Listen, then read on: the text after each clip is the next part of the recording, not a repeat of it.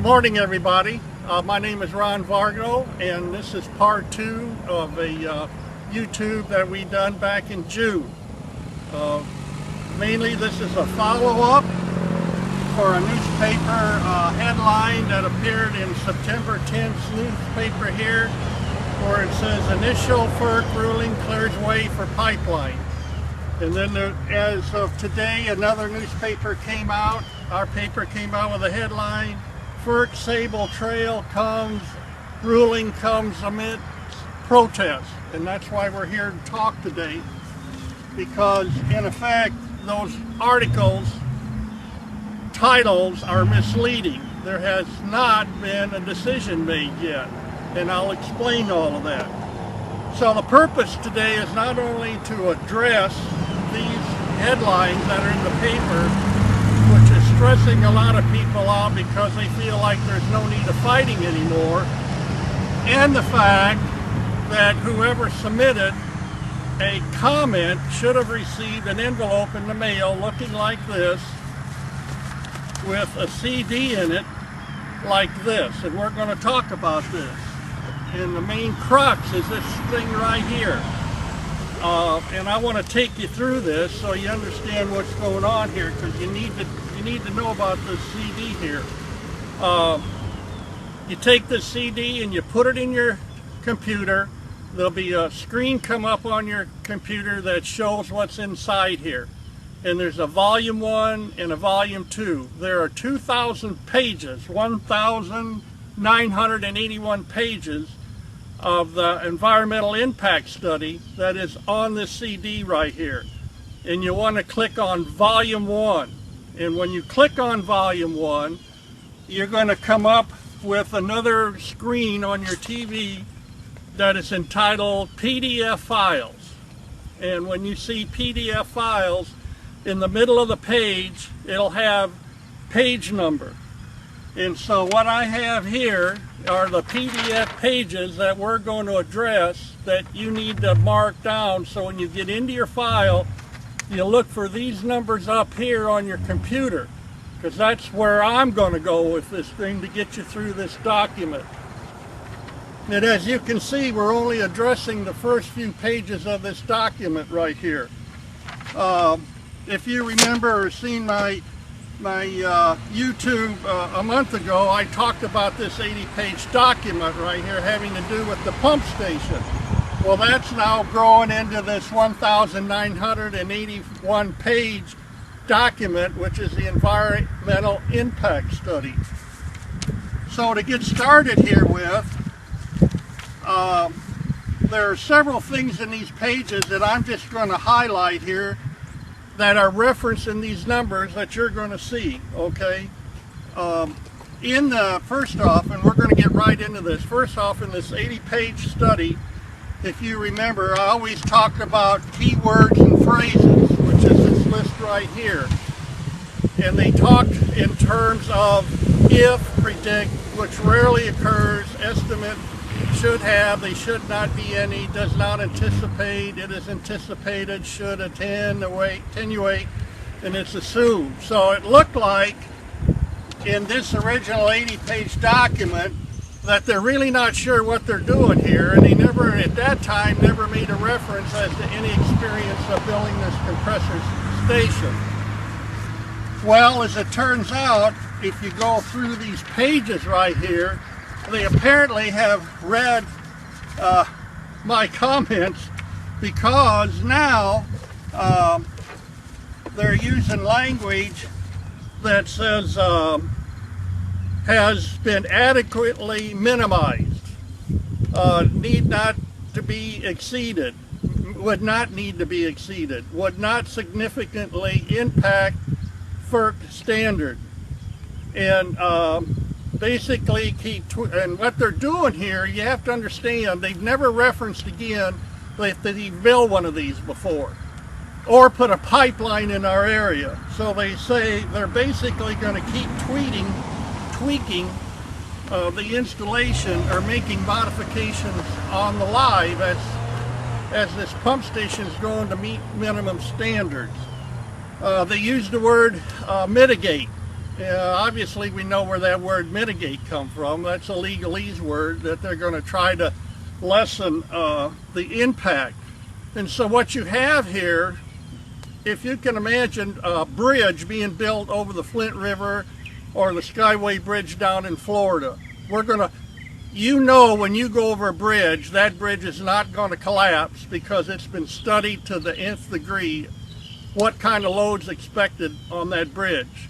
But if you didn't have that, you'd build this bridge and say, we assume or we're going to mitigate all these hazards.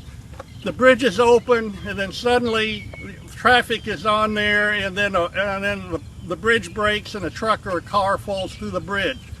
And they'll say, oh, we're going to have to change that. So when they go back and they up the standards on the reinforcement, build another bridge, and hopefully that don't collapse, and they're going to repeat this process until they feel like it meets minimum standards. And so when I say tweaking, that's a term used that you go back and you tweak, turning up and down the volumes controls until you think you got it where it is, and hopefully no more bad things will happen.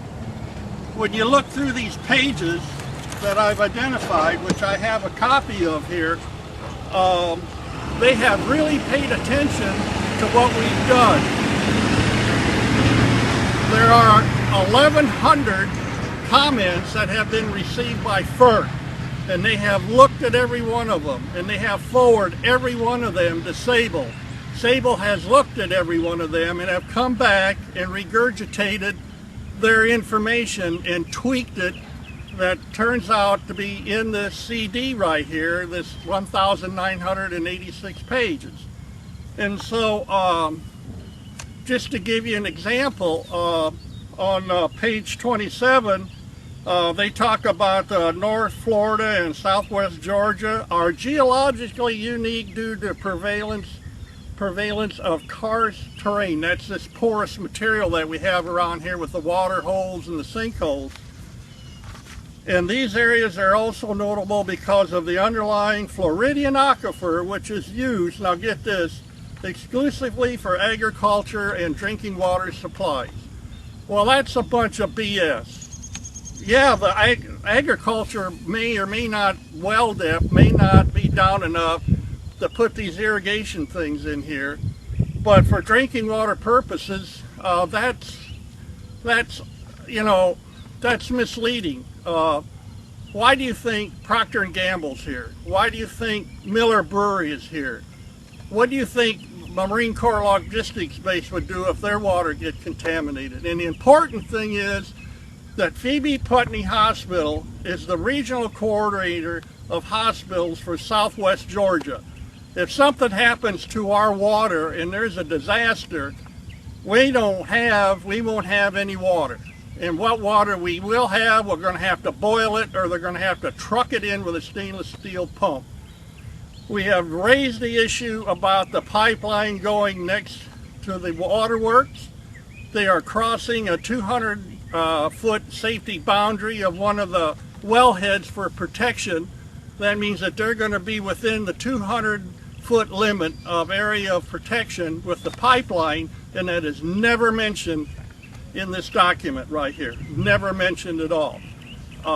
They are constantly talking about if the noise level is higher than expected, they're going to go in there and they're going to keep adding sound installation until they mitigate the noise level at an acceptable level, whatever that is.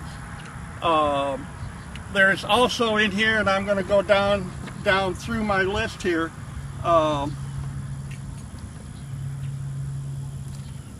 used for, okay, agriculture, got that. Okay, they also make a statement that their study has showed that there has been no transmission facilities damaged in areas like we have here, where we're talking about the Floridian aquifer and the hollow ground that we have here. Well, I agree that they probably don't, and the reason they don't is because nobody's ever built one in this area like this before. So naturally they would say, hey, we don't have any evidence to show that, so why do you think they want to keep tweaking this thing to stay out of trouble?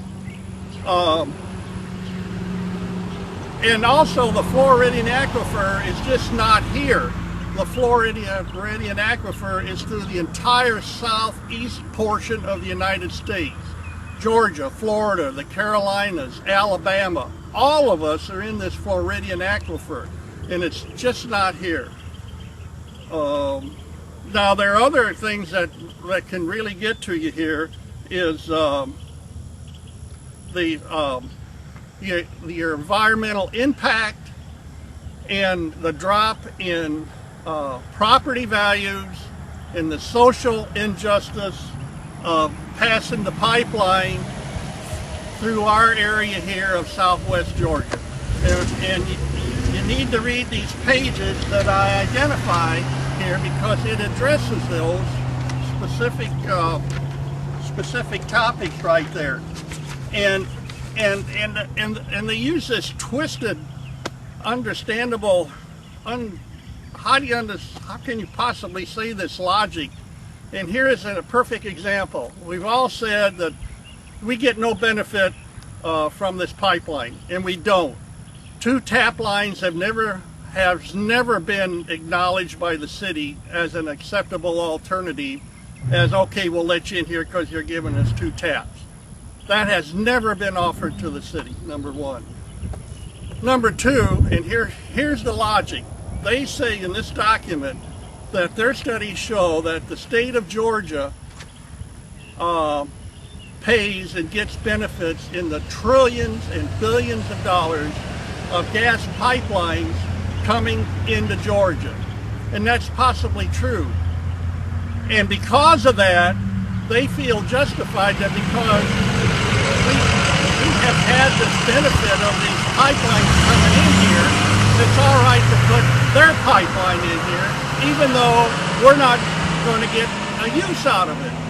So they're twisting this logic around just because Atlanta and some of these industrial places get pipelines, and we have them here for Procter & Gamble, and we have them here for the hospitals, and we have them here for Miller Brewery. Those are already existing, and they were here specifically for those functions. And so they twist this logic around to make it look like, and I think this is really perverted, that okay, just because you got a whole lot of it, we're going to do it too, and we're not going to get any benefit out of it. Property damages. Basically what they're saying about property damage, if you have not signed a waiver to cross your property with a pipeline, that they're not really interested in what's going to happen to your property value or what's going to happen to you if there's an explosion back here at the compressor plant, or the pipeline explodes along by our waterworks. That is not an issue. They never address the pipeline, again, being next to the waterworks or next to the trailer park over here within a stone's throw of the trailer park. It's just not a concern. So let me see here now. I want to make sure I've got anything here. Yeah, they're gonna at the noise level, they're gonna tweak the noise level until they are below standard, acceptable standards. They're going to mitigate that. So they have listened to what we have said. And on page 43 of the FERC number page, at the bottom of the paragraph right here, it states that they received approximately 1,100 comments. And it lists all the politicians that are on here, except for one, Governor Deal. Number two, they never mentioned that the president of the Chamber of Commerce submitted a glowing approval of the pipeline coming through, which I have a copy here. And that's probably because one of Sabal's key spokesmen sits on the board of directors for the Chamber of Commerce. So moving along here, and I'm about done. I'm trying to go through this as quickly as possible. Also, I wanted to mention that, and this is interesting language here on page 39, the FERC may impose conditions on any certificate granted for the project. the FERC means, to me, those guys over there. They secondly say, we will recommend to the commission these recommendations, which I think is significant. And basically, the environmental impact study is saying, and they have said, they have looked at all the alternatives, they've all looked at the loop arounds to get around this area, and their position is that it's still more economical to run this pipeline through here than to run it around somewhere. Their focus is economics, okay? Roger Marietta called me yesterday and he found on page 48, which I don't have on my list, where they analyzed one of the sites out here west of here, and they would have had to put in a road, and it was only a few tenths of a mile long, where here they have direct access. They didn't want to go to that alternative because it wasn't not in their economic analysis benefit to build that road where they didn't have to build one over here. Also in here, and I've got my papers, here we go, which I find this really unbelievable. On one of the pages, there is an executive order, number 13186. Its effects on migratory bird population. Now, you need to take pause of this. They don't give a whit about us as human beings.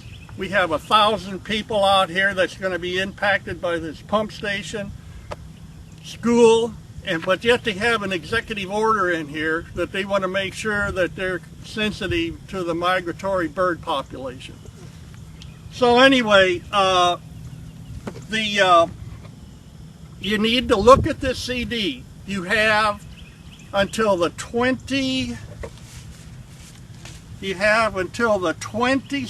of October to send in a written comment to the same people that you've written before.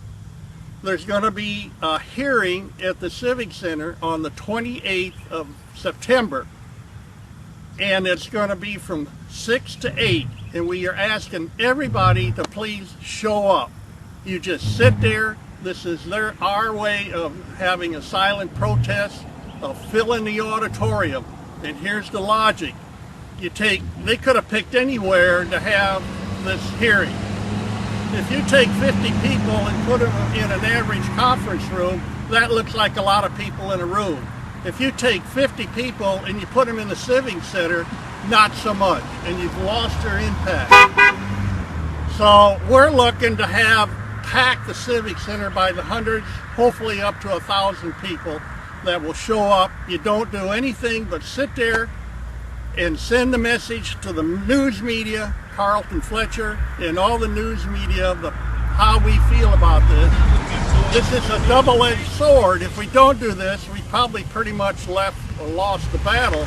But FERC still has a decision. We have notable people, Mark Rubio, and a lot of heavyweight politicians on this list, and many from the state, 24 representatives from the state that have wrote comments about this FERC project here.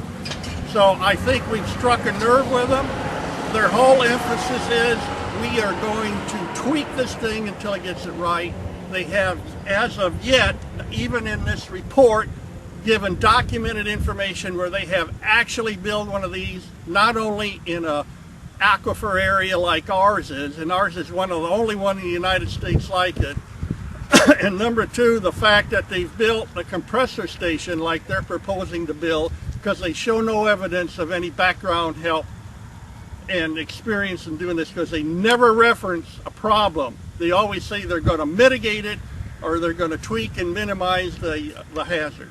So please show up, and I thank you for your time.